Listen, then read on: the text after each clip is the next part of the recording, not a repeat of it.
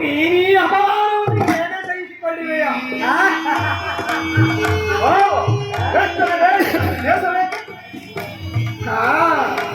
ಆ ಕೃಷ್ಣರು ಕ್ಷತ್ರಿಯ ಜಾತಿಯ ಅನಂತ ಸ್ವರೂಪನು.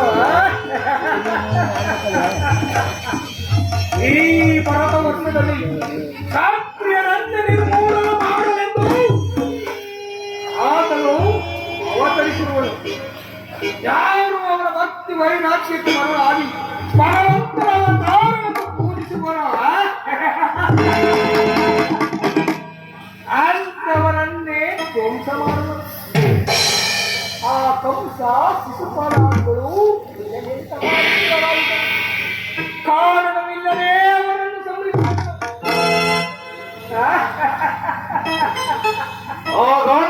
ಕಂಸನನ್ನು ವಧಿಸಿ ಹರಳು ಮರಳು ಮುದುಕರಾದ ವಕ್ರ ಸೇನೆಯನ್ನು ಮಾತ್ರಕ್ಕೆ ಸಿಂಹಾಸನ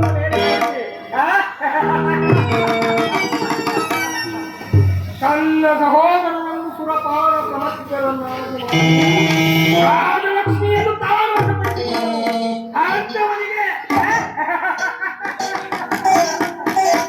ಮನ್ನೆಯೇ ಕೌರವೇಶ್ವರ ನನ್ನ ಮೇಲೆ ಮಾಡಿ ಕಳಿಸಿದ್ದೆ ಮಾವ. ಆ ನಂದ ಗೋಪಾಲನ ಬಾರಿಯಲ್ಲಿ ಸಹಾಯ ಮಾಡುವುದು ಏನು ನನಗೆ ಉಚಿತವಾದ ಕಾರ್ಯವೇ?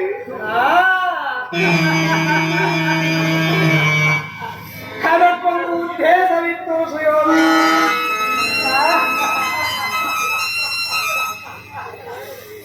ಕಾಳ ಸರ್ಪದ ವಿಷದ ಹಲ್ಲನ್ನು ಕಿತ್ತ ಬಳಿಕ ಅವರೊಡನೆ ಸಹಸ ಮಾಡಬಹುದಲ್ಲವೇ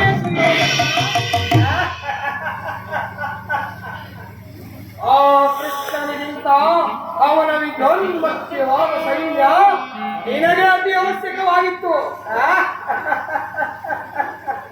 ಕೃಷ್ಣನು ಸೈನ್ಯ ಸಮೇತನಾಗಿ ಬಂದು ನಿನ್ನ ಪಕ್ಷವನ್ನು ವಹಿಸಿದರೆ ಕೃಷ್ಣ ನೀನು ನನಗೆ ಬೇಡ, ನಿನ್ನ ಸೈನ್ಯ ಮಾತ್ರ ಬೇಕೆಂದು